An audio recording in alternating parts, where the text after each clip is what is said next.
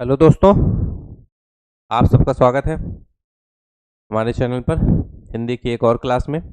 जैसा कि आप सभी को पता है कि हिंदी की अनेक शब्दों की एक शब्द की क्लास चल रही है। ठीक है, 9th क्लास हो चुकी, आज क्लास 10th आपके सामने है। पहला क्वेश्चन भी आप लोगों को दिख रहा है, तो आप लोग फटाफट जुड़ जाइए और अपने दोस्तों को भी शेयर कर दीजिए। ठीक है, चलिए, चैनल पर नए होंगे तो लाइक शेयर और सब्सक्राइब करेंगे। ठीक है, पहला क्वेश्चन आइए सॉल्व करते हैं हम लोग। ठीक है, वातानुकूल शब्द के लिए क्या होगा? तो वातानुकूल शब्द के लिए एक वाक्य बताना हम लोगों को। ठीक है, जहाँ तापमान घटता बढ़ता है, जहाँ तापमान समान हो वह स्थान जहाँ सर्दी गर्मी को नियंत्रित किया गया हो, वह स्थान जहाँ सर्दी गर्मी समान हो। अनेक शब्दों के लिए एक शब्द, 10 क्वेश्चंस आते हैं। मैं आपको हिंदी के PYQ सॉल्व करा रहा हूँ। अनेक शब्दों के एक शब्द, लगभग 3 से 4 क्वेश्चन, 5 क्वेश्चन यहाँ से आ जाएंगे आप लोगों का। तो परेशान होने वाली कोई बात नहीं है। कभी कभी और भी ज़्यादा से ज़्यादा क्वेश्चन आ जाते हैं, तो जो सॉल्व करा रहे हैं ध्यान से सॉल्व कर लेंगे, तो यहाँ से मैक्सिमम क्वेश्चन आप लोगों के फंस जाएंगे। ठीक है, तो वातानुकूल शब्द का सही वाक्य बताना कि एक वाक्य यहाँ पे जो वातानुकूल के लिए सबसे परफेक्ट ऑप्शन होगा कौन सा होगा? वह स्थान जहाँ सर्दी गर्मी को नियंत्रित किया गया हो क्या कहलाता है? वातानुकूल कहलाता है। ठीक है, जहाँ तापमान समान हो उसको समताप बोलेंगे। जहाँ तापमान समान हो उसको समताप बोलेंगे। वह तापमान, वह स्थान जहाँ सर्दी गर्मी समान हो, और वह जहाँ तापमान घटता बढ़ता हो। ठीक है, इन दोनों को ध्यान दीजिएगा। जहाँ तापमान घटता बढ़ता हो उसको विषम ताप बोलेंगे। क्या बोलेंगे? उसको विषम ताप बोलेंगे। और ये वह स्थान जहाँ सर्दी गर्मी समान हो, तो जहाँ पर सर्दी गर्मी समान होगी उसको बोलेंगे समशीतोष्ण। क्लियर है? क्या बोलेंगे उसको? समशीतोष्ण बोलेंगे। ठीक है, चारों ऑप्शन आप सभी को क्लियर हो गए होंगे। ठीक है, हम कोशिश करेंगे कि आप सभी को चारों ऑप्शन, ठीक है, कि चारों ऑप्शन के मीनिंग, चारों ऑप्शन के एक शब्द के लिए अनेक शब्द, अनेक शब्दों के लिए एक शब्द, जो भी रहेगा ऑप्शन में उसको बताने के लिए कोशिश करेंगे। ठीक है, आइए नेक्स्ट क्वेश्चन की तरफ बढ़ते हैं। नेक्स्ट क्वेश्चन है, निम्न में से कौन सा शब्द जिसको छोड़ा नहीं जा सकता वाक्य के लिए सही प्रतीत होता है? इसमें से जिसको छोड़ा नहीं जा सकता वाक्य के लिए कौन सा सही प्रतीत होता है? अत्याज्य, त्याज्य, अक्षम्य और अभियुक्त। तो क्या हो जाएगा? अत्याज्य हो जाएगा। जिसको छोड़ा नहीं जा सकता उसको त्याज्य बोलेंगे। और त्याज्य किसको अत्याज्य बोलते हैं? जिसको छोड़ा जा सकता है उसको त्याज्य बोलेंगे। क्या होगा इसको? त्याज्य, जिसको छोड़ा जा सकता है।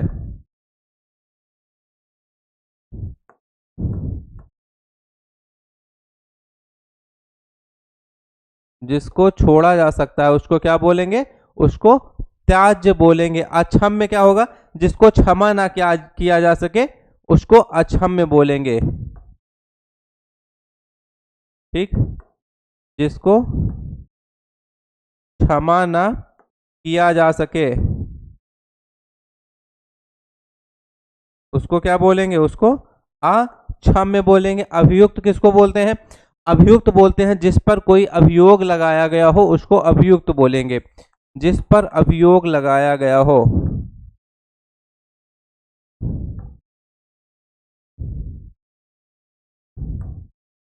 जिस पर अभियोग लगाया गया हो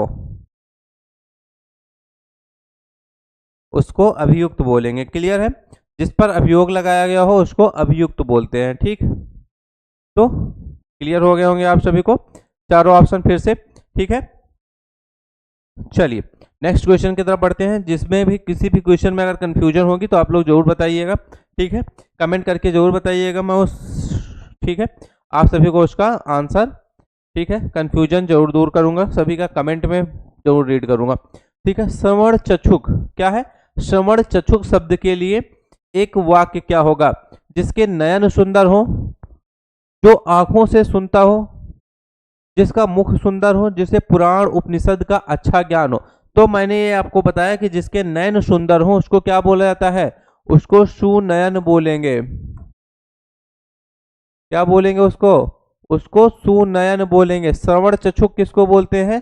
जो आंखों से सुनता है। ठीक, क्या बोलेंगे? किसको बोलते हैं? जो आंखों से सुनता हो उसको बोलते हैं श्रवण चक्षुक। ठीक, जिसका मुख सुंदर हो उसको क्या बोलते हैं? सुमुख बोलेंगे। जिसका नयन सुंदर हो उसको सुनयन बोलते हैं। उसी तरह जिसका मुख सुंदर होता है उसको क्या बोलते हैं? सुमुख बोलते हैं। जिसे पुराण उपनिषद का अच्छा ज्ञान हो उसको क्या बोलते हैं? ज्ञानी बोलेंगे। ठीक है, क्या बोलेंगे? उसको ज्ञानी बोलते हैं। क्लियर है? चारों ऑप्शन, सुनयन, सुमुख, ज्ञानी और श्रवण चक्षुक। ठीक, चलिए नेक्स्ट क्वेश्चन देखते हैं क्या है। जो पेट के बल चलता हो,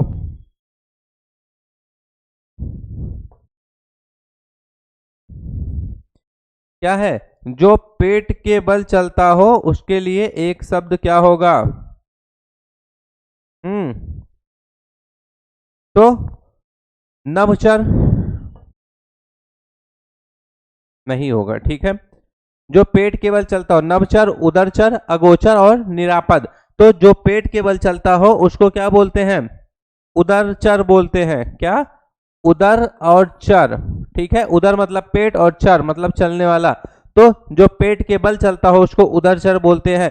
नभचर किसको बोलते हैं? आकाश में विचरण करने वाला नभचर कहलाता है। क्या होगा? आकाश में विचरण करने वाला, आकाश में विचरण करने वाला क्या कहलाता है? नभचर कहलाएगा। नभ मतलब आकाश। ठीक है, विचरण करने वाला। इसी तरह अगोचर है, क्या है? जो इंद्रियों के द्वारा क्या हो? गो मतलब क्या होता है? गो मतलब इंद्रियां होती हैं, इसलिए जो जिससे क्या हो, जो क्या हो इंद्रियों द्वारा ना जाना जा सके उसको अगोचर बोलेंगे। जो क्या हो इंद्रियों द्वारा, जो इंद्रियों द्वारा ना जाना जा सके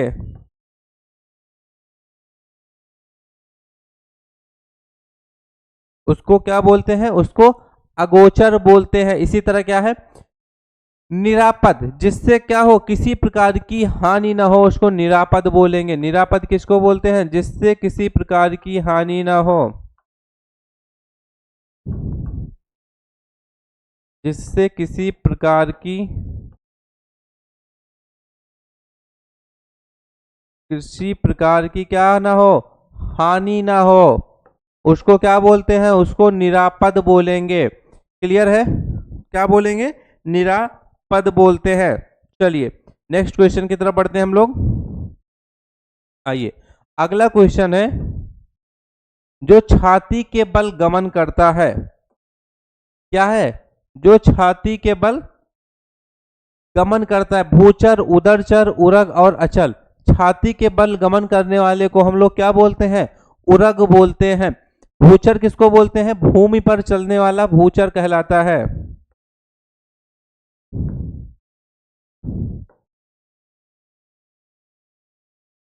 भूमि पर चलने वाला क्या कहलाता है? भूचर कहलाता। उदरचर का मैंने अभी बताया, जो पेट के बल चलता हो उसको उदरचर बोलते हैं। उदर मतलब पेट, पेट के बल चलने वाला उदरचर कहलाता है।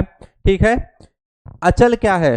जो स्थिर क्या हो, जो स्थिर हो उसे क्या बोलते हैं? अचर, मतलब जो चल ना सके उसको अचर बोलते हैं। जो स्थिर हो,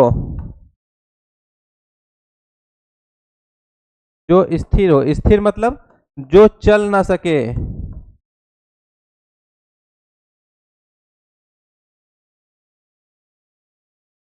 जो चल ना सके उसको क्या बोलते हैं? अचल बोलेंगे। क्लियर है?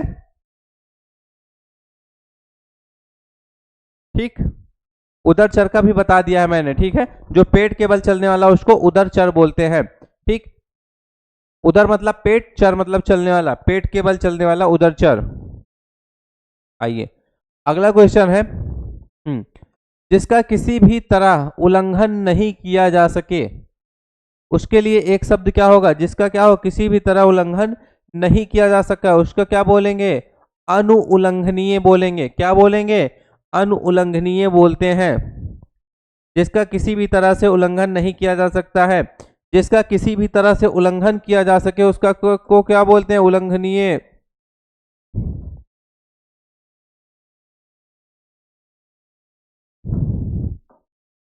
जिसका किसी भी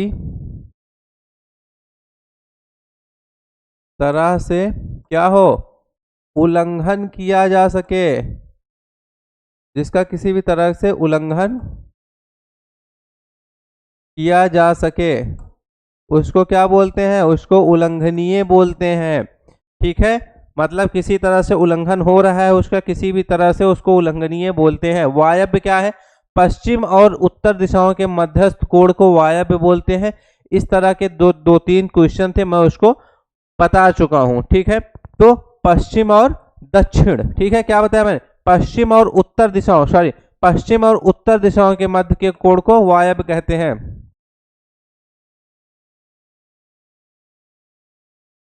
पश्चिम और उत्तर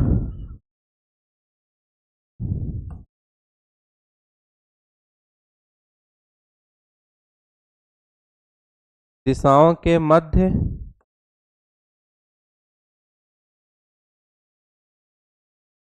कोण को क्या बोलते हैं? वायव्य बोलते हैं। महाप्राग, महाप्राग क्या है? जो बहुत बड़ा ज्ञानी हो उसको क्या बोलते हैं? जो बहुत बड़ा विद्वान हो। ठीक, महाप्राज्ञ बोलेंगे। जो बहुत बड़ा विद्वान हो।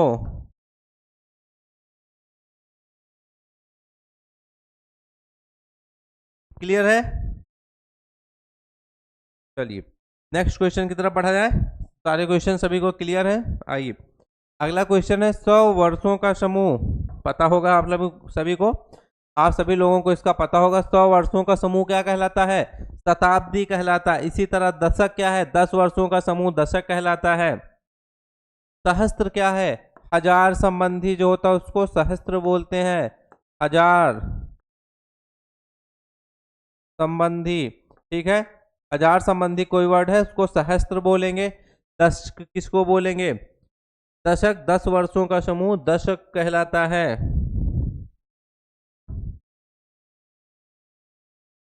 ये भी जानते रहिए, ठीक है, पूछ सकता है कोई भी, इसलिए सारे ऑप्शन जानते रहेंगे। 10 वर्षों का समूह क्या कहलाता है? दशक कहलाता है, दशक कहलाता है। क्लियर है? चलिए नेक्स्ट क्वेश्चन की तरफ बढ़ते हैं। अगला क्वेश्चन है वैष्णव शब्द के लिए एक वाक्य। वैष्णव शब्द के लिए एक वाक्य। विष्णु का उपासक, शिव का उपासक, सूर्य का उपासक और शक्ति का उपासक। तो जाहिर सी बात है वैष्णव का उपासक, विष्णु का उपासक क्या कहलाता है? वैष्णव कहलाता है। इसी तरह शिव का उपासक शैव कहलाएगा। ठीक, शिव का उपासक क्या कहलाता है? शैव कहलाता है।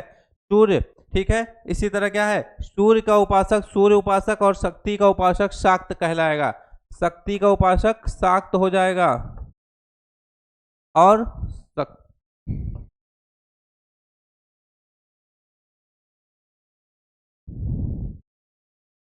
शाक्त कहलाएगा। ठीक है,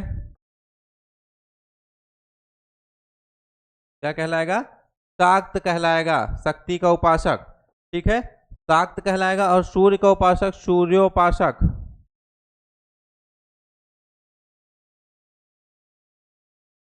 सूर्योपासक कहलाता है। ठीक है, क्लियर? चलिए नेक्स्ट क्वेश्चन की तरफ बढ़ा जाए। आइए, अगला क्वेश्चन है गोद लिया हुआ। ये मैं आप लोगों को बता चुका हूं और शायद सभी को पता भी होगा। गोद लिया हुआ क्या कहलाता है? दत्तक कहलाता है। गोद लिया हुआ दत्तक कहलाता है। ठीक, स्वयंभू का मैंने बताया है। स्वयंभू का क्या होता है? जो स्वयं से उत्पन्न हो। क्या है? जो स्वयं से उत्पन्न हो। जो स्वयं से उत्पन्न हो उसको क्या बोलते हैं? स्वयंभू बोलते हैं। सहोदर किसको बोलते हैं? एक ही उदर से उत्पन्न सहोदर। एक ही उदर से उत्पन्न क्या कहलाता है? सहोदर कहलाता है। इसी तरह औरस क्या है? जो विवाहिता क्या हो, जो विवाहिता स्त्री से उत्पन्न पुत्र होता है उसको औरस बोलते हैं, जो विवाहिता स्त्री से उत्पन्न पुत्र हो।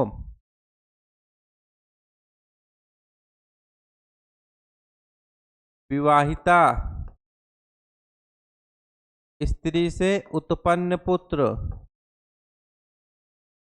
ठीक, विवाहिता स्त्री से उत्पन्न पुत्र क्या कहलाता है? औरस कहलाता है। क्लियर है? सारे ऑप्शन सभी को क्लियर हो गए होंगे, किसी में कोई कंफ्यूजन नहीं होगी। ठीक है, चलिए अगले क्वेश्चन की तरफ बढ़ते हैं। किसी में कोई कंफ्यूजन होगा तो कमेंट जरूर करके बताइएगा। नेक्स्ट क्वेश्चन है, जो स्त्री कविता रचती है, ठीक है, क्या है? जो स्त्री कविता रचती है उसको क्या बोलते हैं? कवियत्री बोलेंगे। क्या बोलेंगे उसको? कवित्री। ठीक है, कवि क्या है? कवि किसको बोलते हैं? जो पुरुष कविता रचता है उसको कवि बोलते हैं।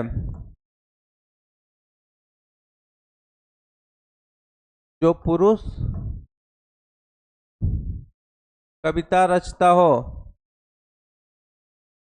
उसको क्या बोलते हैं? कवि बोलते हैं। ठीक है, आशु कवि किसको बोलते हैं? जो कवि तत्काल जो कवि क्या है? जो कवि तत्काल कविता कर डालता हो उसको कवि आशु कवि बोलते हैं। इसका मैं बता चुका हूं सभी को पहले भी कई बार, तो ध्यान दीजिएगा। जो कवि तत्काल कविता करता हो क्या कहलाएगा? आशु कवि कहलाता है। ठीक है, इसी तरह क्या है? लेखिका। लेखिका किसको कहते हैं? वह स्त्री जो किसी भी विषय पर लिखती हो उसको लेखिका बोलेंगे। देख देते हैं क्या होगा। वह स्त्री जो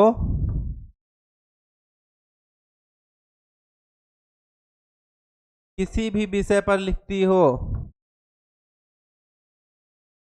किसी भी विषय पर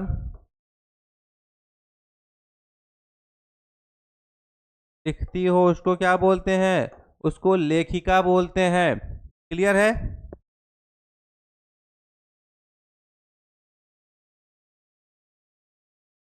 क्लास की विजिबिलिटी सही नहीं है क्या? उसमें बताइए थोड़ा सा इस चीज में प्रॉब्लम है। चलिए अगले क्वेश्चन की तरफ बढ़ा जाए फिर।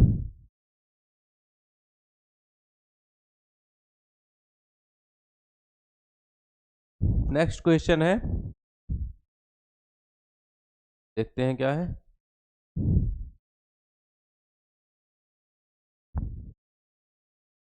जो स्त्री कविता रचती है, मैं इसका करा चुका हूं, पांडुलिपि। ठीक, पांडुलिपि जो है किस वाक्य के लिए उचित है? यूपी पीसीएस लोअर सब ऑर्डिनेट मेंस 2002 में पूछा गया क्वेश्चन है। तो किसकी बात हो रही है? पांडुलिपि, लोगों को जानकारी के लिए प्रकाशित सूचना जो इतिहास से संबंधित है। पुस्तक की हाथ से लिखी प्रति क्या कहलाती है? पांडुलिपि। ठीक है, जो पुस्तक हाथ से लिखी जाती है उसको क्या कहते हैं? जो हाथ से लिखी प्रति होती है उसकी, उसको पांडुलिपि बोलते हैं। ठीक है, लोगों को जानकारी के लिए जो प्रकाशित सूचना होती है उसको क्या बोलते हैं? विज्ञापन बोलते हैं। क्या बोलते हैं? विज्ञापन बोलेंगे। ठीक है, और जो इतिहास से संबंधित हो उसको ऐतिहासिक, जो इतिहास से संबंधित हो उसको क्या बोलते हैं? ऐतिहासिक बोलते हैं। क्लियर है? और जो हाथ से लिखा गया हो, हस्तलिखित,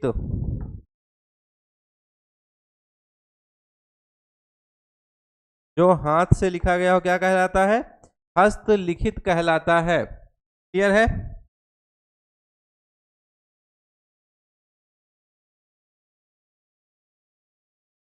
मेरे ख्याल से सारा कुछ तो ठीक है, बस उसमें थोड़ा सा प्रॉब्लम यह है कि क्लास की विजुअलिटी की जो बात हो रही है उसमें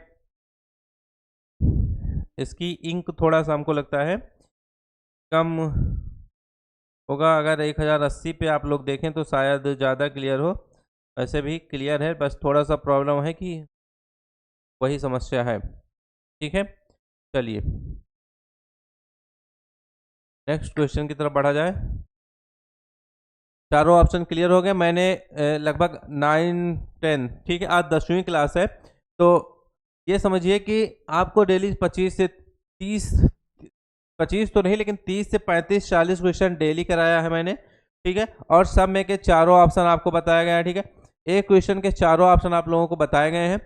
तो ये सोचिए सिर्फ 30 से 40 क्वेश्चन ही नहीं, साथ में जो 4 ऑप्शन भी आपके साथ चल रहे हैं वो भी आपके तैयार हो रहे हैं। मतलब 80-90 क्वेश्चन एक दिन में, 60 से 70 क्वेश्चन एक दिन में आप लोगों के तैयार हो रहे हैं। 50-60 क्वेश्चन ऐसे ऐसे तैयार हो रहे हैं। अनेक शब्दों के लिए एक शब्द की अगर 10 क्लास हो रही है, समझिए 600-700 क्वेश्चन आप लोगों के तैयार हैं।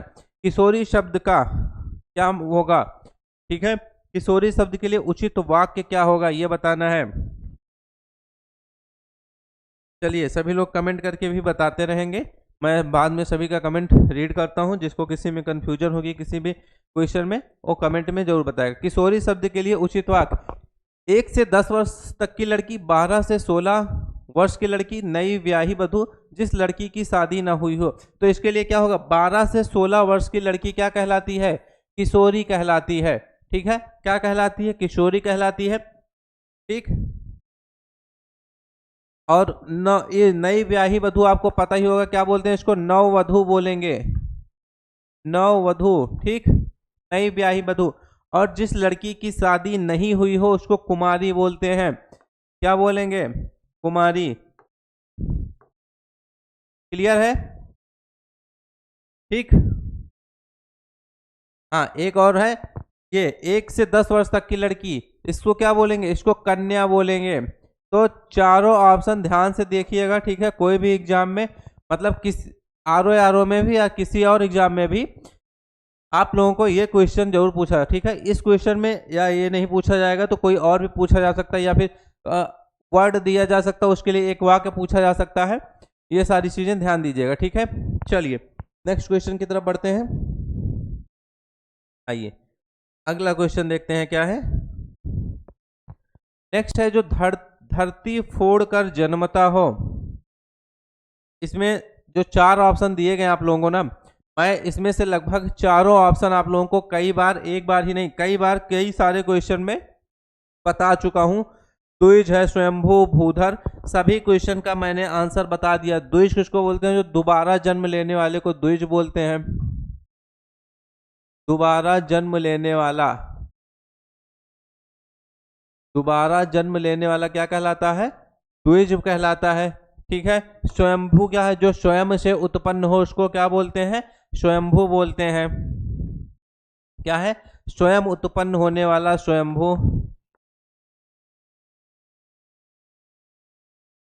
स्वयं उत्पन्न होने वाला क्या कहलाता है, स्वयंभू। इसी तरह क्या होगा, भूधर भी होगा। भूधर का भी मैं आप लोगों को कई बार बता चुका हूं कि पृथ्वी को धारण करने वाला क्या कहलाता है, भूधर, भूधर, पृथ्वी को धारण करने वाला,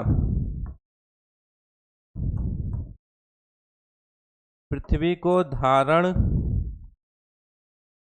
करने वाला क्या कहलाएगा, भूधर कहलाएगा। और इसका सही आंसर क्या होगा, उद्भुज, उद्भिज, क्या कहलाएगा इसका, उद्भिज। जो धरती फोड़ कर जन्मता हो उसको क्या बोलते हैं, उसको उद्भिज बोलेंगे। क्लियर है।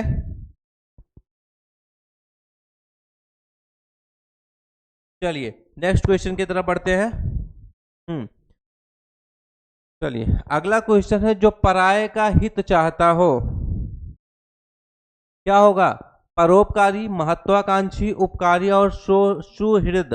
तो जो पराये का हित चाहता हो क्या कहलाता है, परोपकारी कहलाएगा, दूसरों का हित चाहने वाला, जो पराओं का हित चाहता है उसको परोपकारी बोलते हैं, ठीक है। जिसकी महत्वाकांक्षी बोलेंगे किसको, जिसकी बहुत सारी इच्छाएं होती हैं उसको क्या बोलते हैं, महत्वाकांक्षी। जिसकी इच्छाएं क्या हो, बहुत ऊंची हो, जिसकी इच्छाएं क्या हो, बहुत ऊंची हो,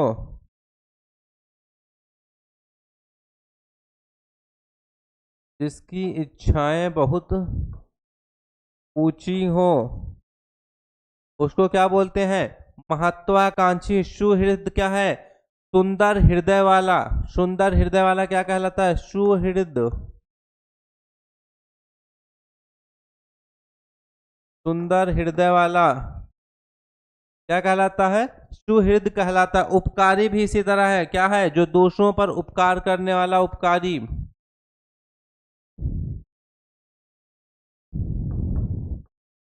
दूसरों पर उपकार करने वाला,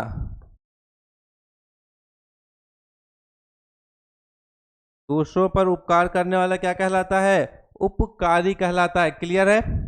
चलिए, किसी में कोई कंफ्यूजन नहीं होगी आप सभी को, ठीक। चलिए नेक्स्ट क्वेश्चन की तरफ बढ़ा जाए फिर। आइए, अगला क्वेश्चन है, आकाश को चूमने वाला, गगनचुंबी, दूरदर्शी, अनासक्त, अंतरिक्ष। सभी को पता होगा, ये क्वेश्चन कई बार आ चुका है एग्जाम में। तो आकाश को चूमने वाला क्या कहलाता है? गगनचुंबी कहलाता है। दूर की बात सोचने वाला, जो दूर की बात सोचे उसको दूरदर्शी बोलते हैं, ठीक है। दूर की बात सोचे, क्या है? जो दूर की बात सोचे उसको क्या बोलेंगे? उसको दूरदर्शी बोलेंगे। ये भी कई बार मैं बता चुका हूं, ठीक है। अनासक्त किसको बोलते हैं? जो किसी वस्तु या विषय में क्या हो? आसक्त ना हो, जो किसी वस्तु या विषय में, वस्तु या विषय में क्या हो? आसक्त ना हो, उसको क्या बोलते हैं? अनासक्त बोलते हैं। इसी तरह क्या है? अंतरिक्ष है। धरती और आकाश के बीच का स्थान क्या कहलाता है? अंतरिक्ष कहलाता है। पता ही होगा आप सभी को, लेकिन फिर भी जान लीजिए, क्या होगा? धरती और आकाश के बीच का स्थान, आकाश के बीच का स्थान क्या कहलाता है? अंतरिक्ष कहलाता है। धरती और आकाश के बीच का स्थान अंतरिक्ष कहलाता है। क्लियर है? चलिए नेक्स्ट क्वेश्चन की तरफ बढ़ते हैं। अगला क्वेश्चन है, जिसने उधार लिया हो,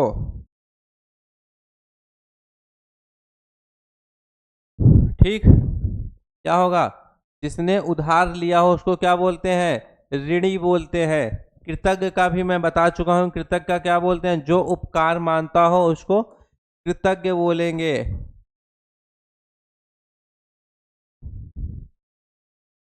ठीक। जो उपकार मानता हो उसको क्या बोलते हैं? कृतज्ञ बोलते हैं। घूसखोर किसको बोलते हैं? जो घूस लेता हो उसको घूसखोर, घूसखोर बोलेंगे।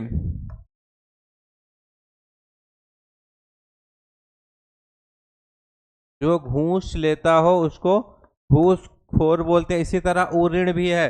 उऋण क्या हो? जिसने ऋण चुका दिया हो उसको उऋण बोलेंगे।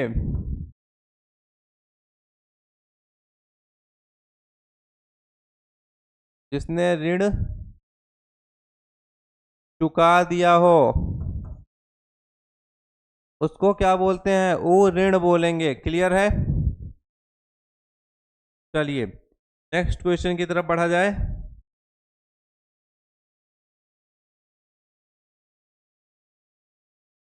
आइए,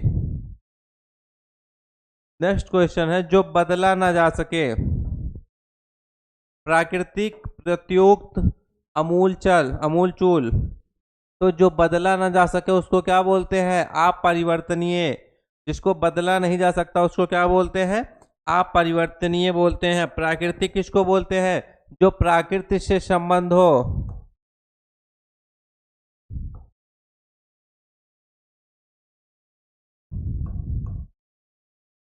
जो क्या हो? प्राकृत से संबंध हो उसको प्राकृतिक बोलेंगे, ठीक। प्रत्युक्त भी क्या बोलेंगे? प्रत्युक्त किसको बोलते हैं? उत्तर द्वारा खंडन करके कहा हुआ प्रत्युक्त कहलाता है। प्रत्युक्त क्या कहलाता है? उत्तर द्वारा कह के, क्या हो? उत्तर द्वारा कहकर खंडन किया हुआ, ठीक है। उत्तर द्वारा खंडन करके कहा हुआ, उत्तर द्वारा खंडन करके क्या हो? उत्तर द्वारा खंडन करके कहा हुआ क्या कहलाएगा? प्रत्युक्त कहलाएगा। अमूल चूल क्या है? जड़ से लेकर चोटी तक को क्या बोलेंगे? अमूल चूल। जड़ से लेकर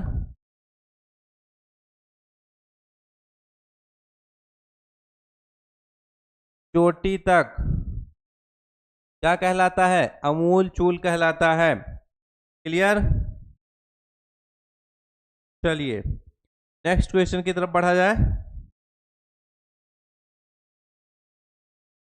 किसी में कोई कंफ्यूजन नहीं होगी शायद, अगर होगी तो कमेंट करके बताइएगा।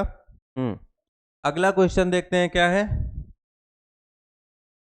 अगला क्वेश्चन है जहां सेना रहती हो उसको क्या बोलेंगे? अंतःपुर, अंतेवासी, सैन्य आवास या फिर शयनगार। तो जहां पर सेना रहती है उसको सैन्य आवास बोलेंगे। ठीक है, क्या बोलते हैं? सैन्य आवास बोलेंगे। इसका मैंने बाकी का आप लोगों को कई बताया है।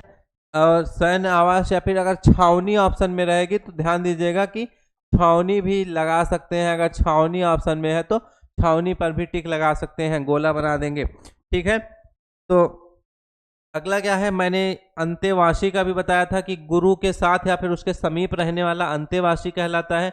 अंतापुर, महल के अंदर निवास करने वाला, अंतापुर लिख देते हैं। ठीक है, क्या है? महल के अंदर निवास करने वाला, महल के अंदर निवास करने वाला क्या कहलाता है? अंतापुर। अंतेवासी मैंने बताया जो गुरु के या फिर क्या हो, जो गुरु के साथ या समीप रहता है उसको अंतेवासी बोलते हैं। ठीक है, शयनगार क्या है? शयनागार, शयनागार सोने का स्थान या कमरे को शयनागार, शयनागार बोलते हैं। ठीक है, तो गुरु के साथ या समीप रहने वाला अंतेवासी ये लिख देते हैं। ठीक है, जिससे कोई कंफ्यूजन ना हो आप लोगों को। गुरु के साथ या समीप रहने वाला। ठीक है,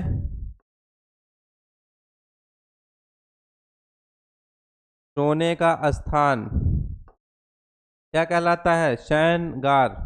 क्लियर है? किसी में कोई कंफ्यूजन नहीं होगा आप सभी को? सारे ऑप्शंस क्लियर हैं?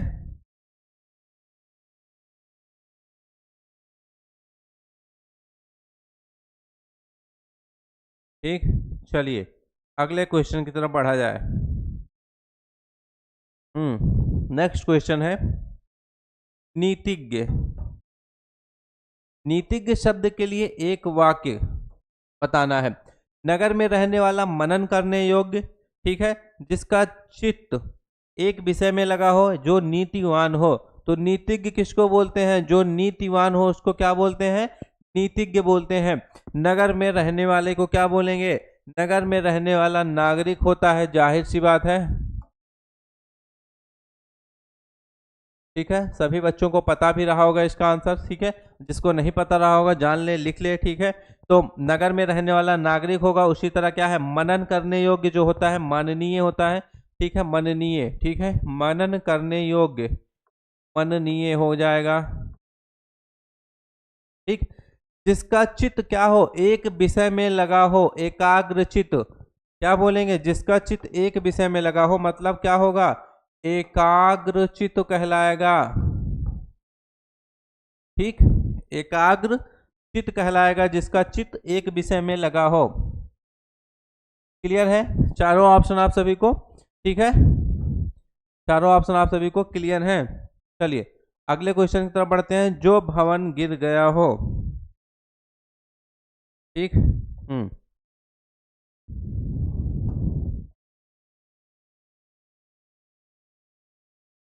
चलिए इसका आंसर बताइए आप लोग। ठीक है, सभी लोग कमेंट करके बताएंगे। ठीक है, जो भवन गिर गया हो क्या कहलाएंगे? कारावास, खेत, बंजर और खंडहर।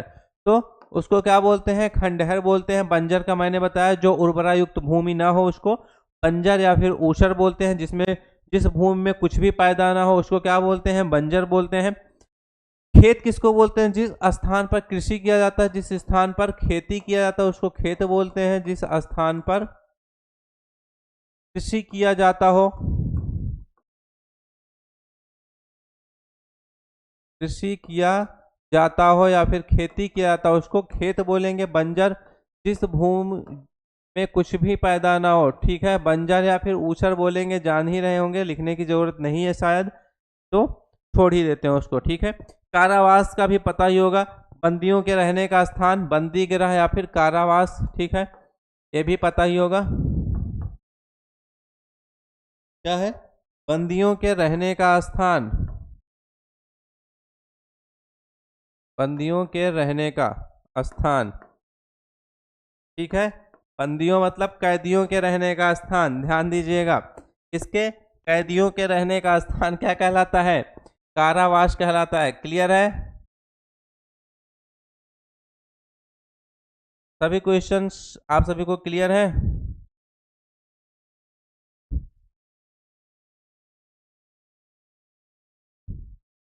ठीक है, किसी में कोई कंफ्यूजन तो नहीं?